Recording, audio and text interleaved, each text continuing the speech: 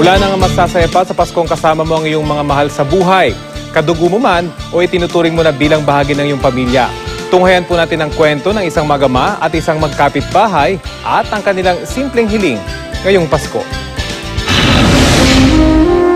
Matapos ang halos 2 taong pagkakawalay sa piling ng isa't isa, para kay Mang Arnel, walang palamuti, pagkain o aginaldo ang makatutumba sa init ng yakap ng kanyang anak sa mismong araw ng Pasko.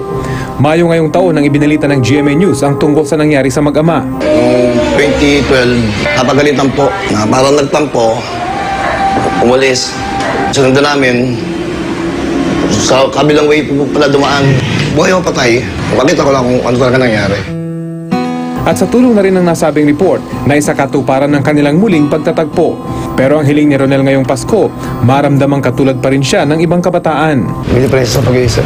Nung 5 years old, kasi siya nagkasakit siya ng TB meningitis. Gusto nga niya, pag makapamasko raw sa bukas, bibili raw nung baril-barilan, yung airsoft. Nakikita kasi sa mga kalaro. Kaya naman nang makapunta sa itinuturing na paraiso, walang pagsidlan ng tuwa si Ronel. Kahit makulit ito, importante na sa akin. Mahirap yung papasok ng wala to eh.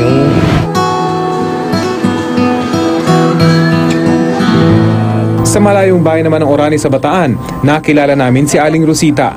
Lantang gulay ang matanda matapos mahitan noong nakaraang Marso. Nauna nang idinulog ni Aljun Tibayan ang nakapanlulumong kondisyon ni Aling Rosita sa pamamagitan ng U-Scoop. Parang nanay ko rin po siya, naawa po rin po ako, para magulang ko rin po siya. Ngayong Pasko, simple lang ang hiling ni Aling Rosita. Right check, tagal na. 2004 pa yun. Kaya naman ang muli niya itong matikman, simot sarap. Animoy wala nang masasarap pa sa fried chicken na ito. Ang matatamis na ngiti ni Aling Rosita, sapat na para kay Aljun. Kaawa-awa man ang sitwasyon sa buhay, pilit na lumalaban si Aling Rosita para sa mga taong walang humpay rin ang pag-agapay sa kanya.